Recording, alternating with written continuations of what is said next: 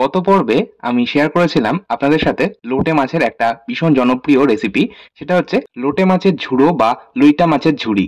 লোটে মাছের ঝুড়ো বা লইটা মাছের ঝুড়ি বানানোর সাথে সাথে আমি শেয়ার করেছিলাম মাছ কিভাবে ডিবোন করতে হয়, মানে মাছের কাঁটাটা কিভাবে আলাদা করতে হয়, আর মাছ কিভাবে বাছতে হয়, এই লোটে মাছটা কিভাবে বাছতে হয় সেটাও কিন্তু শেয়ার করেছিলাম। তবে আমি কিন্তু ভিডিওটা সম্পূর্ণ শেষ করিনি, মানে আপনারা একটু যদি লক্ষ্য করেন আগের ভিডিওটা আমার, তাহলে দেখতে পাবেন আমি লোটে মাছের ঝুড়ো বানানোর পর সেটা কিন্তু দুভাগে ভাগ করেছিলাম।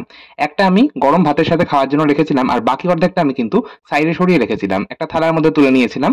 যেটা বলেছিলাম আমি আরো একটা রেসিপি বানাবো, সেটাও শেয়ার করব। আজকে আমি সেই রেসিপিটাই শেয়ার করছি।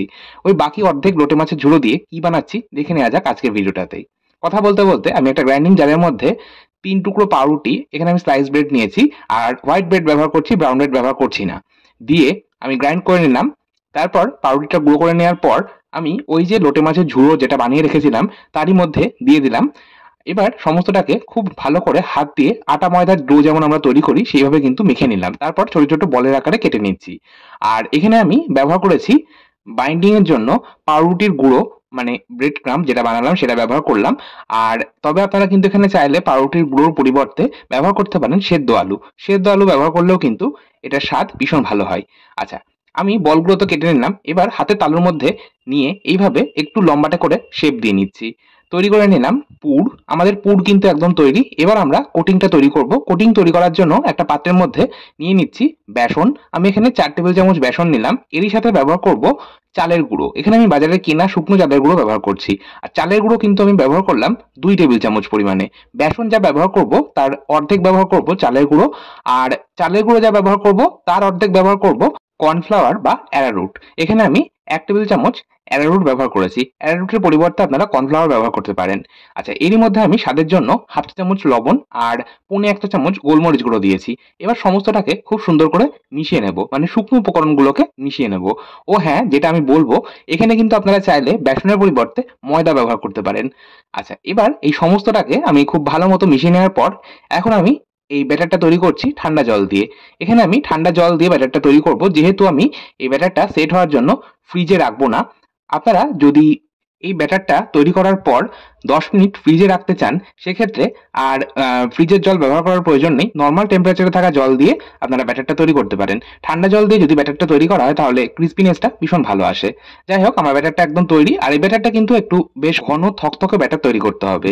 দেখবেন যখন চামচে করে ব্যাটারটা আপনারা তুলবেন, ওপর থেকে যদি ব্যাটারটা নিচে ফেলা হয় তাহলে দেখবেন একটা মোটা ফিতের মতন হয়ে পড়ছে। ঠিক এরকম একটা ব্যাটার তৈরি করতে হবে। আচ্ছা, এখানে আমি নিয়েছি একটা থালার মধ্যে ব্রেড ক্রাম্ব। এই ব্রেড ক্রাম্বটা আমার বাড়িতে বানানো। এই ব্রেড ক্রাম্বের মধ্যে দেওয়া রয়েছে নুন, গোলমরিচ গুঁড়ো আর রয়েছে সামান্য হলুদ। দেখুন ব্রেড ক্রাম্বটা একটু হলদে রঙের। এই হলদে রং বা সুন্দর রংটাকে আনার জন্য আমি সামান্য হলুদ গুঁড়ো দিয়েছি। ব্রেড ক্রাম্বটা আমি কিভাবে বাড়িতে বানিয়েছি সেটা আমি ভিডিওটা সব শেষে আপনাদের সাথে শেয়ার করব। এখন আমি চপগুলো করে নিচ্ছি। আজকে বানাচ্ছি লোটে মাছের চপ। এই লোটে মাছের চপ কিন্তু ভীষণ সুস্বাদু খেতে হয়। আচ্ছা, প্রথমে আমি ওই যে পুরগুলো বানিয়ে রেখেছিলাম সেই পুরগুলো থেকে একটা পুর নিয়ে আমি প্রথমে ব্যাটারটার মধ্যে দিলাম, মানে যে গোলা ব্যাটারটা বানিয়েছি তার মধ্যে দিলাম। তারপর গোলা ব্যাটারে কোট করে নেওয়ার পর দিয়ে দিলাম আমি ব্রেড ক্রাম্বের মধ্যে। ব্রেড ক্রাম্বের মধ্যে কোট করে নেওয়ার পর আবারও এটা আমি ওই গোলার মধ্যে দিয়ে আবারও আমি ব্রেড ক্রাম্বের মধ্যে দিয়ে দিলাম। মানে এইভাবে আমি ডবল কোটিং করে নিলাম। চপ সাধারণত চপ কাটলেট যখন ভাজবেন একটু যদি ডবল কোটিং করা হয় তাহলে ক্রিস্পিনেসটা ভীষণ ভালো আসে। আর তবে আপনারা চাইলে সিঙ্গেল কোটিং কিন্তু করতেই পারেন, অসুবিধার কিছু নেই। এবার আমি চপগুলো করে নেওয়ার পর গরম তেলের মধ্যে ছেড়ে দিচ্ছি। এখানে আমি রিফাইন্ড অয়েল ব্যবহার করছি, আর তেলটা একটু বেশি ব্যবহার করতে হবে, যেহেতু তেলে ভাজা তাই একটু ডিপ ফ্রাই করলে বেশি ভালো হয়।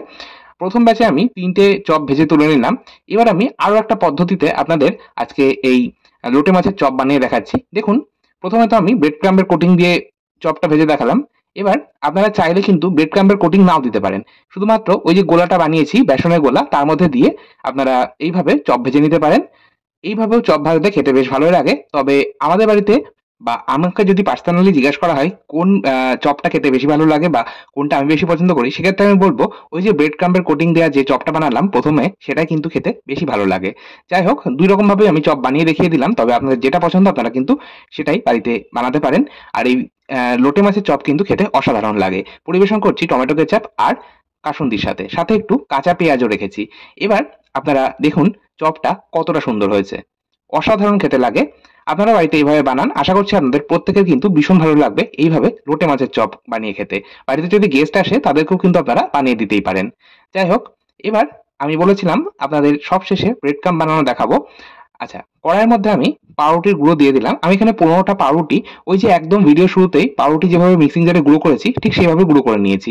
তারপর আমি এর মধ্যেই দিয়ে দিলাম হাফ চা চামচ লবণ, হাফ চা চামচ গোলমরিচ গুঁড়ো আর 1/4 চা চামচ হলুদ গুঁড়ো। এই 3টে উপকরণ দিয়ে 10 মিনিট কম আঁচে নাড়াচাড়া করলেই তৈরি।